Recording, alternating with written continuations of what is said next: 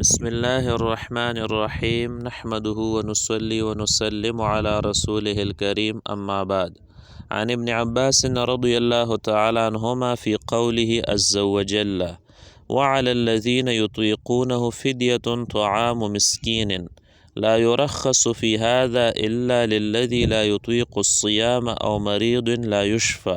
حضرت عبداللہ ابن عباس رضی اللہ عنہما سے روایت ہے کہ اللہ عز و جل کے اس فرمان کے بارے میں وَعَلَى الَّذِينَ يُطِيقُونَهُ فِدْيَةٌ طَعَامُ مِسْكِينٍ، اور ان لوگوں پر جو اس روزے کی طاقت نہیں رکھتے ایک مسکین کا کھانا یعنی بطور فدیہ ہے۔ اس میں رخصت نہیں دی گئی ہے بلکہ مگر اس شخص کے لیے جو روزہ رکھنے کی طاقت نہیں رکھتا یا ایسا بیمار جو شفا نہ پائے۔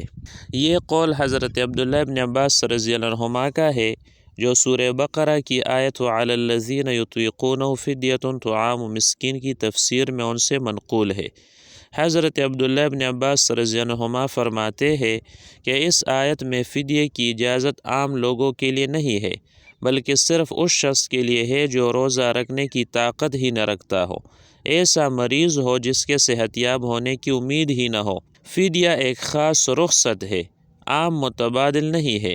بوڑھا شخص جو بڑھاپے کی وجہ سے روزہ رکھنے سے عاجز ہو اور آئندہ بھی طاقت آنے کی امید نہ ہو، یا ایسا مریض جس کی بیماری مستقل ہو اور شفا کی کوئی امید نہ ہو، ایسے شخص پر قضا لازم نہیں بلکہ ہر روزے کے بدلے میں ایک مسکین کو کھانا کھلانا لازم ہے یا قیمت دے گا جو حسب استطاعت گندم، جو، کھجور، کشمش یعنی صدقہ فطر کے برابر ہوگا۔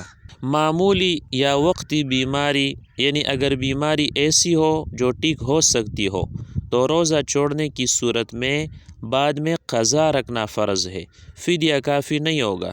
مسافر پر بھی بعد میں قضا لازم ہے، فدیہ نہیں۔ قرآن پاک میں واضح طور پر اللہ تعالیٰ فرماتے ہیں فَمَنْ كَانَ مِنْكُمْ مَرِيضًا أَوْ عَلَى سَفَرٍ فَعِدَّةٌ مِّنْ أَيَّامٍ أُخَرَ، یعنی جو شخص بیمار ہو یا سفر میں ہو وہ بعد میں گنتی پوری کرے۔ یہ آیت صاف بتا رہی ہے کہ وقتی بیماری میں حکم قضا کا ہے نہ کہ فدیے کا۔ بعض لوگ سمجھتے ہیں کہ معمولی بیماری کی وجہ سے چھوڑا گیا روزہ بھی فدیہ دے کر ادا کیا جا سکتا ہے، حالانکہ یہ درست نہیں۔ فدیہ قضا کا متبادل نہیں، یہ صرف اس وقت ہے جب انسان ہمیشہ کے لیے روزہ رکھنے سے عاجز ہو جائے۔ وَمَا عَلَيْنَا إِلَّا الْبَلَاغُ۔